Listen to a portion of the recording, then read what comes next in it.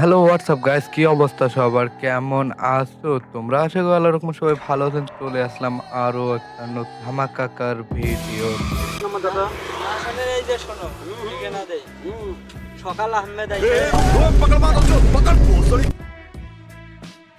মেয়েটা মূলত ভাই সকালবেলা এই বাড়ি থেকে উধাও করা হয়েছে মেয়ে, বুঝছেন? হ্যাঁ, আর ছেলে তো মনে করো মনের সুখে জমি বাড়ির কাম করবে নিচ্ছে।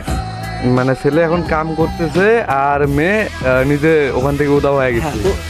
মেয়ের পরিবার থেকে মেয়ে উধাও।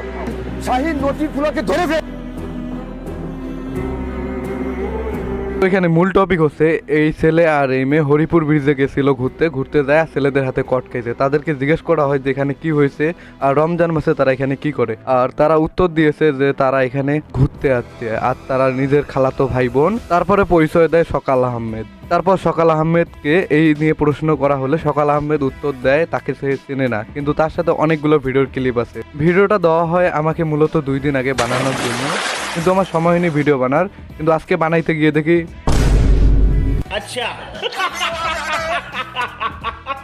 এখন আপনাদের কোশ্চিন থাকতে পারে আমার কাছে তো কোনো প্রমাণ নাই, কিন্তু আমি তারপরে বলতেছি কিভাবে। আমার কাছে প্রমাণ আছে, দেখেন আপনারা, শুধু আমার কাছে এইটুকু আছে।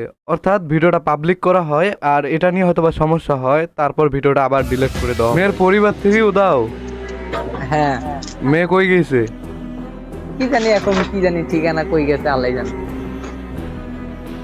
আচ্ছা, এই হচ্ছে কাহিনী। আর এখানে এখানে কি আসলে কি ঘুরবের এইটুকুই টপিক না আরো বড় কাহিনী আছে? বড় কাহিনী বলতে এখানে টপিক আছে দুইটা। এই যে আমরা ওই যে একটা কথা আছে না, নেতার অর্ধেক পাঁচাটা কুত্তা আছে, বুঝে না? পাতি নেতা, এলাকার মধ্যে যেমন কিছু পাতি নেতা থাকে, ওইরকম আমাদের এলাকার মধ্যে একটা পাতি নেতা ছিল, সেটা নাম আমি না বলি।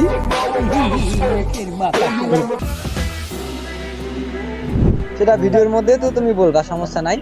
সেই নেতার সাথে অনেক কয়টা ভিডিও আছে রিপনের, বুঝছো?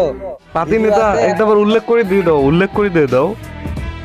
উল্লেখ বলতে আছে একজন, আমি সেটা সরাসরি নামটা না বলি, আমি রিবনের নামটাই বললাম।